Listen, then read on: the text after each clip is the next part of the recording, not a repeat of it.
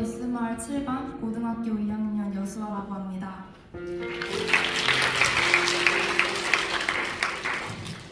좋은 기회로 이 자리에 서게 되었는데 부족하지만 솔직한 저의 감정을 하나님께 올려드리려고 합니다. 어린아이처럼 순수하게 라는 제목으로 간증을 시작하겠습니다.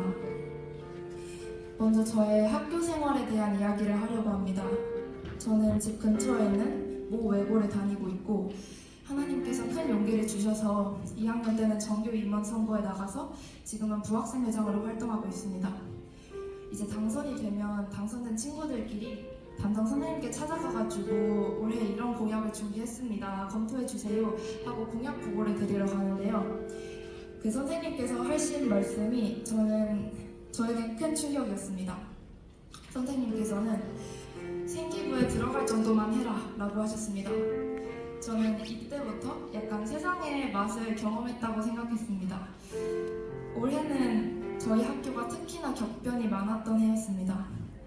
눈에 띄게 입시 결과가 꺾인 상태여서 모든 것이 입결에 올리는 데에 치중이 되어 있었습니다. 10몇 년 동안 이어져 왔던 학교의 큰 행사가 있는데 그것을 없애고 저희가 준비한 공약은 대부분이 입시와는 관련성이 없었기 때문에 이행이 어려웠습니다. 학생들에게는 개편에 대한 이유를 설명해주지 않았고 학생 의견 수렴을 거부했습니다. 또한 교장 선생님은 학생회장단에게 너희는 일보다는 공부를 해라 라고 하셨고 굳이 라는 이유를 대시면서 단순한 학생 복지 차원에서의 공약도 허락해주시지 않았습니다. 특목 보니까 입시 결과가 중요하고 교내 사정이 있다는 것을 아는 순간에도 학생의 기본적인 목소리와 알 권리를 차단하는 학교에 저는 이건 아니라고 생각했습니다. 저는 학교가 내놓는 답에 회의감이 들 때마다 이건 어른들의 일이야. 내가 모르는 학교 사정이 더 있겠지? 세상의 시각에서 보면 나는 그저 미성숙한 고등학생의 목소리일 뿐이야 라는 생각과 그래도 이건 좀 아닌데 잘못된 게 확실한데 라는 생각이 공존했습니다. 이것은 몇 개월간 저를 계속 괴롭혔습니다. 하지만 이게 답이 정해져 있지 않고 딜레마 차원의 문제여서 저 스스로는 답을 찾는 게 너무 어려웠고 사실 지금까지도 정답이 뭔지 모르겠습니다. 전교회장 친구는 이 때문에 우울증을 앓게 되었고 비슷한 시기에 생각보다 정신적으로 아픈 사람들을 많이 접했습니다. 그래서 제가 내린 결론은 강해지자였습니다. 저는 강해져야만 했습니다. 제가 무너지면 주변 사람들이 힘들어지기 때문에 저는 학교 선생님들의 말에 상처받으면 안 됐고 잠깐의 감정이 이성적인 판단을 흐려서는 안 되었고 논리만을 따지게 되었습니다. 원래 정도 많고 F가 되게 강한 성격이었는데 사람한테 정을 주면 상처를 받는다는 걸 알게 된 순간부터는 형식적으로 사람을 대하기 시작했던 것 같습니다. 저는 극복하는 방법을 세상에서 찾았습니다. 말씀을 읽는 대신에 어떻게 하면 이걸 빨리 극복할까 자기계발서를 폈고 도무지 교내의 딜레마가 해결이 안 될 때면 내면이 단단해지는 방법을 알아야 할 때면 하나님께 지혜를 구하기보다는 세상의 말이 들었고 저의 생각과 판단으로 답을 찾았습니다. 제가 처음부터 지금까지 간증을 하면서 많이 언급했던 단어가 있는데요. 바로 세상입니다.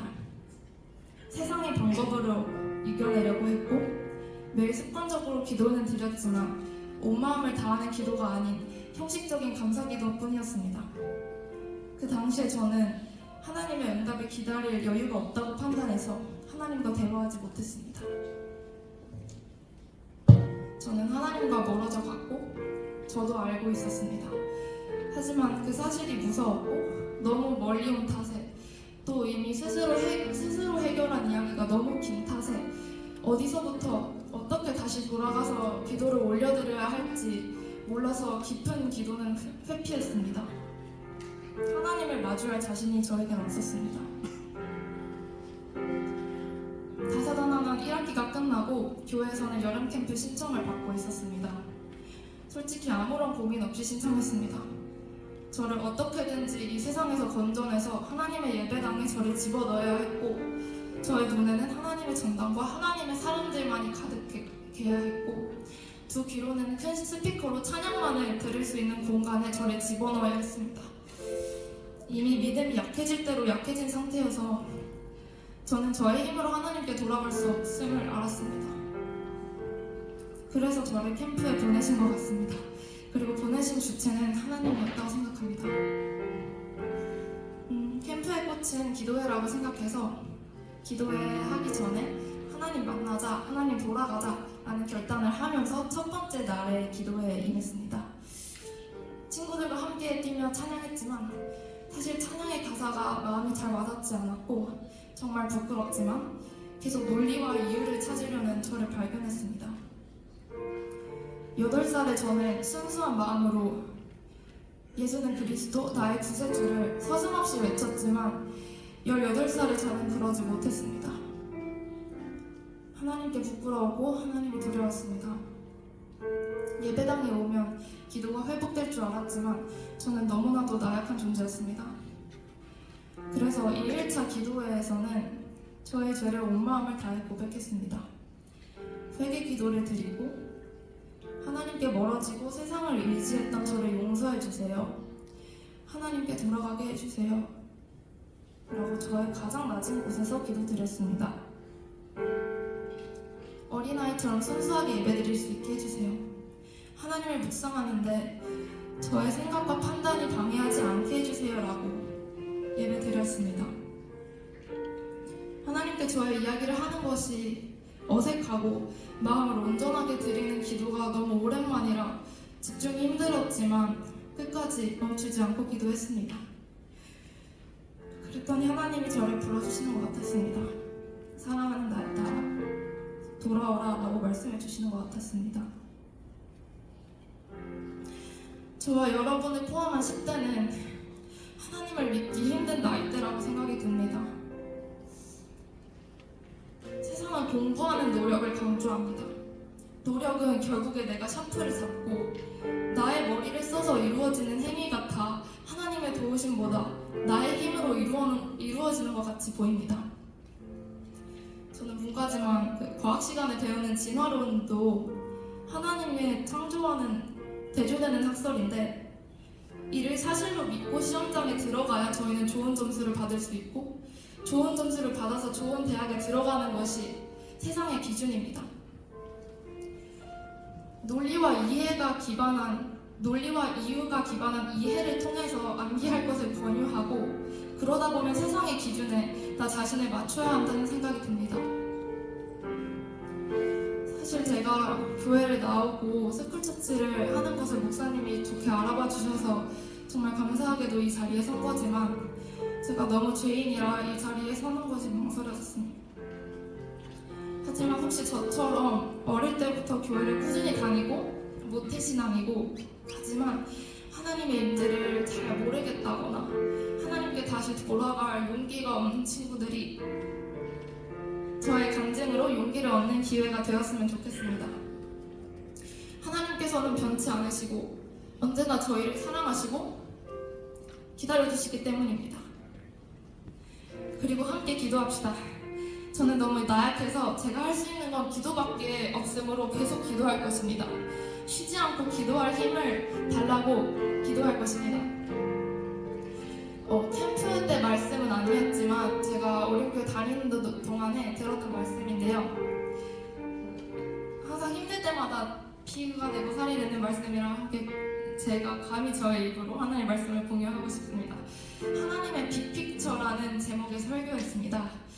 하나님이 이미 우리를 지으실 때부터 저희의 길을 얘기해 주셨다고 합니다. 저희가 이따 집에 가가지고 뭐를 먹을지, 내일 무엇을 입을지, 내일 어떤 공부를 할지도 이미 답을 정해 주셨고 이미 저희는 그냥 그 길을 따라가는 존재라고 합니다. 그리고 저희가 살아가는 그 순간순간이 그 빅픽처를 이루는 조각들인데 그 조각들이 되게 날카로울 수 있고 어두울 수 있어요. 이게 지금이 될지 나중이 될지 어쨌든 저희 10대는 언젠가는 고난을 꼭 겪을 테니까 그 조각이 못 믿어올 수 있지만 그조차도 큰 그림을 위한 하나님의 작은 조각이라고 생각하면 좋겠습니다. 그게 어떤 그림일지는 저희는 알 수 없지만 하나님께서는 항상 좋은 길로, 항상 완전한 길로 저희를 인도해 주시는 건 변함없기 때문에 그것을 믿고 믿음으로 기도하며 하루하루 살아가셨으면 좋겠습니다. 그러면 절대 허락 안 해줄 것 같고 기독교 불모지일 것 같은 저희 학교에서도 스쿨처치가 생긴 것처럼 하나님의 기적이 일어날 것임을 믿습니다. 저는 내일부터 계약을 해서 학교에 갑니다. 흔들리는 순간이 어김없이 찾아오겠지만 세상을 대하면서도 하나님을 향한 믿음이 무너지질 않길, 항상 마음의 중심에 성령님이 계심을 굳게 믿길 계속 기도할 것입니다. 세상의 기준에 현혹되지 않고 하나님의 비전의 기준으로 살아갈 수 있는 힘을 주시고 어린아이와 같이 순수한 마음으로 하나님을 찬양할 수 있기를 소망합니다. 하나님이 세상을 다 이기셔 라는 굳은 믿음으로 기도할 수 있기를, 어려운 시간 10대를 보내고 있는 언니, 오빠, 제 친구들, 동생들을 위해 저도 함께 기도하겠습니다. 그리고 마지막으로 저의 간증 제목인 어린아이처럼 순수하게 영감을 준 분들이 계신데요. 캠프에 가서 정말 하나님께 모든 것을 내어줄 정도로 셀러브레이션 때, 찬양 때, 버스킹 때 은혜를 내려주시는 여러분들 모두 너무 감사드립니다. 사실 세상을 살아가면 어떤 행위를 할 때 항상 이유가 있다 생각합니다. 뭐 세특을 채우기 위해서, 생기부를 채우기 위해서, 뭐 재밌기 위해서 항상 이런 이유가 존재하는 것 같은데 셀러브레이션 때 봤던 여러분의 모습은 정말 한마음 한뜻을 모아서 남자친구들이 막 기차 만들고 같이 이렇게 하고 하는 게 사실 너무 감동이었고, 여러분처럼 어린아이처럼 순수하게 하나님을 예배드릴 수 있기를 소망하면서 저의 간증 제목을 준비하게 되었습니다. 세상이 너무 악해가지고 여러분의 이런 순수한 마음이 훼손되지 않기를 소망하고 항상 기도드리겠습니다. 그리고 제 이름이 여수아인데요.